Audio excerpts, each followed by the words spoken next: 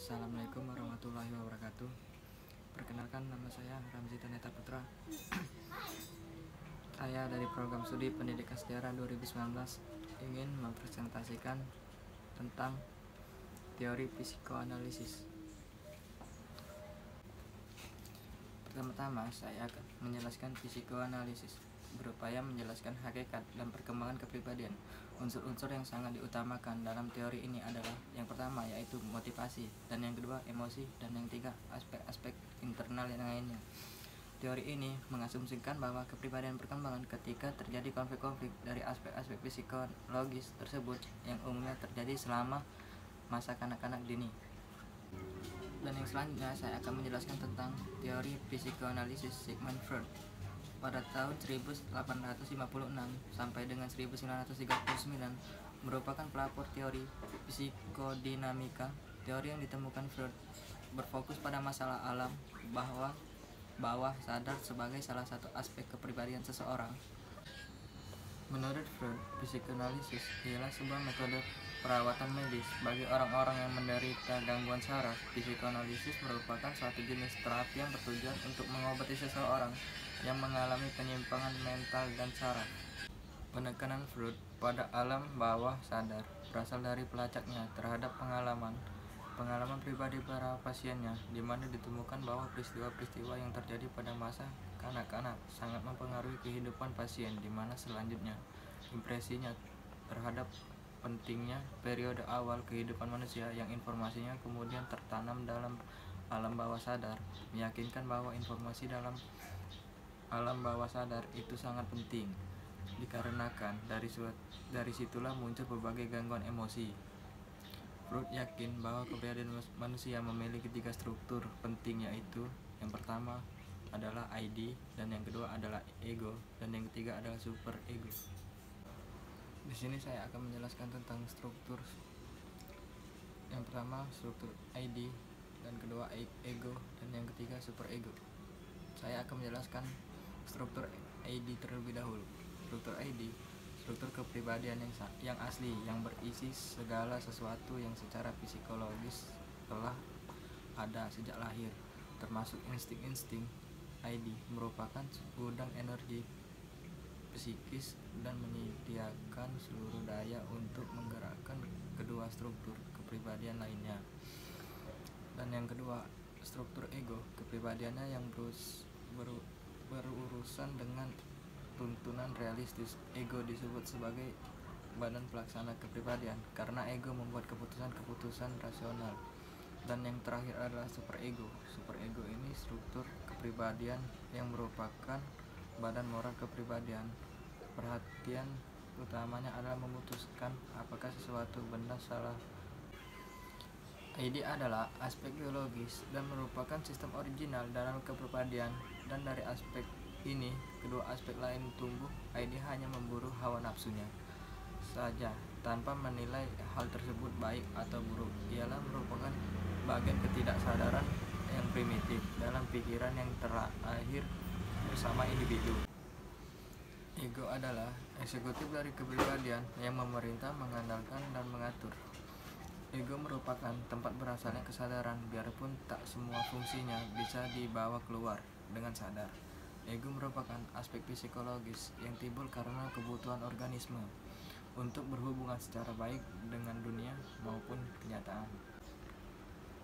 Super ego ialah sistem kepribadian yang berisikan nilai-nilai dan aturan yang sifatnya evaluatif. Ia bertindak sebagai pengarah atau hakim bagi egonya.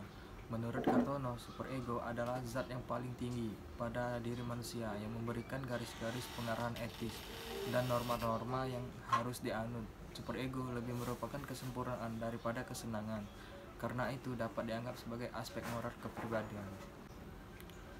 Dengan demikian, dapat dipahami bahwa ID, ego, dan superego adalah suatu konsep yang dikembangkan Freud untuk menjelaskan komponen-komponen perkembangan biologis, ID psikologis, ego, dan sosial superego. Ketika komponen kepribadian ini berkembang melalui tahap-tahap perkembangan psikoseksual, Freud menggunakan istilah-istilah seksual untuk segala tindakan dan pikiran yang memberi kenikmatan atau kepuasan, dan istilah psikoseksual digunakan untuk menunjukkan bahwa proses perkembangan psikologis ditandai dengan adanya libido atau disebut dengan energi seksual yang dipusatkan pada daerah tubuh tertentu yang berbeda-beda. Freud yaitu yakin bahwa perkembangan manusia melewati 5 tahap perkembangan psikoseksual, dan bahwa setiap tahapan perkembangan tersebut individu mengalami kenikmatan pada suatu bagian tubuh lebih daripada bagian tubuh lainnya. Dan yang kedua adalah teori psikoanalisis Erikson, psikososial dalam kaitannya dengan perkembangan manusia, berarti bahwa tahap-tahap kehidupan seseorang dari lahir sampai mati dibentuk oleh pengaruh-pengaruh sosial yang berinteraksi dengan individu yang menjadi matang secara fisik dan psikologis. Menurut teori psikososial Erikson, perkembangan manusia dibedakan berdasarkan kualitas ego dalam 8 tahap perkembangan 4 tahap. Dan pertama terjadi pada masa bayi dan masa kanak-kanak. Tahap kelima pada masa adolesen, dan 3 tahap terakhir pada masa dewasa dan usia tua. 8 tahap perkembangan psikososial Erikson. Yang pertama yaitu trust versus mistrust, dan yang kedua autonomi versus shame dan doubt, dan yang ketiga intuitive versus guilt, dan keempat industry versus inferiority, dan yang kelima identity versus identity confusion, dan yang keenam intermesi versus isolation, dan yang ketujuh generativity versus stagnation, dan yang terakhir adalah integrity versus despair. Trust versus mistrust. Pada tahap ini bayi mengalami konflik antara percaya dan tidak percaya. Rasa percaya menuntut perasaan nyaman secara fisik. Pada saat itu hubungan bayi dengan ibu menjadi sangat penting. Autonomy versus shame and doubt berlangsung pada akhir masa bayi dan masa mulai berjalan. Setelah memperoleh kepercayaan, bayi mulai menemukan bahwa perilaku mereka adalah milik mereka sendiri. Mereka mulai menyatakan rasa mandiri atau otonomi mereka secara menyadari kemauan mereka. Intuitive versus guilt. Initiative versus guilt berlangsung pada tahun-tahun prasekolah. Anak terlihat sangat aktif, suka berlari, berkelahi, memanjat, dan suka menantang lingkungannya. Dengan menggunakan bahasa fantasi dan permainan khayalan, dia memperoleh perasaan harga diri. Bila orang tua berusaha memahami menjawab pertanyaan anak dan menerima keaktifan anak dalam bermain, maka anak-anak belajar untuk mendekati apa yang diinginkan dan perasaan inisiatif menjadi semakin kuat. Dan industri versus inferiority berlangsung kira-kira pada sekolah dasar. Anak mulai memasuki dunia yang baru, yaitu sekolah dengan segala aturan dan tujuan. Anak mulai mengarahkan energi mereka menuju penguasaan pengetahuan dan keterampilan intelektual. Identity versus identity confusion. Tahap yang berlangsung selama masa remaja. Pada tahap ini anak dihadapkan dengan pencarian jati diri. Ia mulai merasakan suatu perasaan yang identitasnya sendiri, perasaan bahwa ia adalah individu unik yang memasuki suatu peran yang berarti di tengah masyarakat, baik bersifat menyesuaikan diri maupun yang bersifat memperbarui.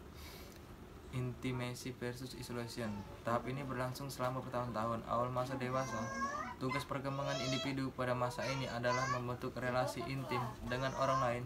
Menurut Erikson, keintiman tersebut biasanya menurut perkembangan seksual yang mengarah pada hubungan seksual dengan lawan jenis yang dicintai. Generativity versus stagnation. Tahap yang dialami individu selama pertengahan masa dewasa. Ciri utama tahap generativitas adalah perhatian terhadap apa yang dihasilkan keturunan, produk, ide, dan sebagainya, serta pembentukan penetapan garis-garis pedoman untuk generasi mendatang.